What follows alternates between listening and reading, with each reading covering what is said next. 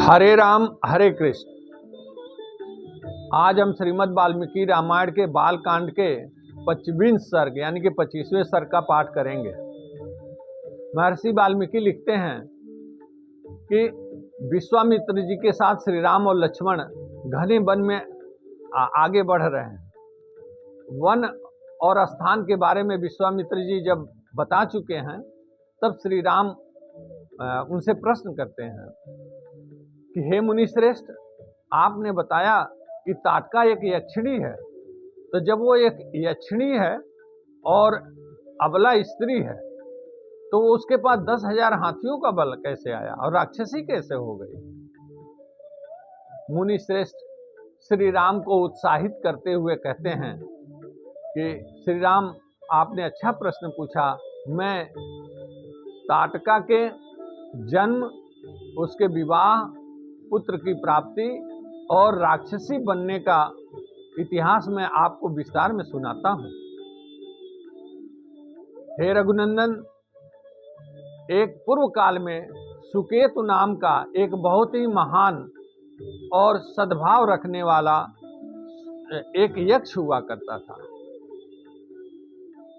सुकेतु काफी पराक्रमी और महान यक्ष था।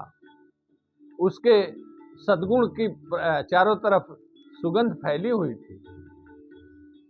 सुकेतु को कोई संतान नहीं था।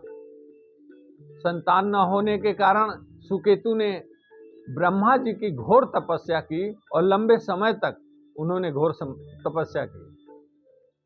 उस तपस्या से ब्रह्मा जी प्रसन्न होकर के सुकेतु को एक पुत्री रत्न प्रदान किया, जिसका नाम ताटका था। ताटका जन्म होने के पश्चात वह धीरे धीरे एक सुंदर बालिका के रूप में धीरे धीरे बड़ी होने लगी।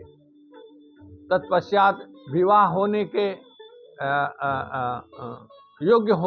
के योग्य होने के पश्चात सुकेतु ने उसका विवाह जंभपुत्र सुंद के साथ कर दिया। सुंद और ताटका का एक बहुत ही पराक्रमी बालक पैदा हुआ, जिसका नाम मारीच था। आगे चलकर कालांतर में सुंद महात्मा अगस्त्य ऋषि से वह बैर भाव रखता था। अगस्त्य ऋषि का बैरी होने के कारण अगस्त्य ऋषि ने सुंद को शाप देकर के मार डाला। सुंद की मृत्यु के पश्चात यक्षिणी ताटका अपने पुत्र मारीच को साथ में लेकर के और अगस्त्य ऋषि को मारने की इच्छा से वह उनके ऊपर आक्रमण कर दी।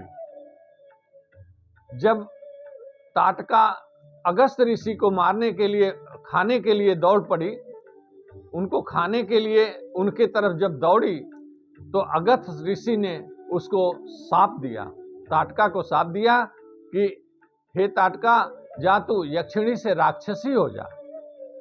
और उसके पुत्र मारीच को भी शाप दिया कि तू भी देव योनि से, यक्ष योनि से अब तू राक्षस योनि में तेरा शरीर परिवर्तित हो जाए। तभी से ताटका राक्षसी हो गई और उसका पुत्र मारीच बहुत बड़ा राक्षस, पराक्रमी राक्षस हो गया। ये दोनों ने पृथ्वी पे काफी तहलका मचा रखा है, ताटका और उसके पुत्र सुबाहु ने। हे श्री राम, ये उसी 10,000 बल यक्षिणी के रूप में प्राप्त 10,000 हाथियों का जो बल इसके पास है, उसका उपयोग राक्षसी के रूप में करती है और पृथ्वी का तहस नहस करती है। इसने पृथ्वी के विनाश की शुरुआत अगस्त्य ऋषि के आश्रम के आसपास फैले हुए जितना वन और प्रदेश था, वहाँ के जो लोग थे, वहाँ से इसने शुरुआत किया। सबसे पहले उस देश को उजाड़ डाला जहाँ अगस्त्य ऋषि रहते थे, अब यहाँ रहती है। श्री राम, हे ककुत्थ नंदन श्री राम, आपको यह विचार नहीं करना चाहिए कि यह एक स्त्री है, क्योंकि प्रजापालक नरेश को सदैव इस बात का ध्यान रखना चाहिए कि हमारी प्रजा को नुकसान कौन कर रहा है, हमारे प्रजा को दुखी कौन कर रहा है। प्रताड़ित कौन कर रहा है?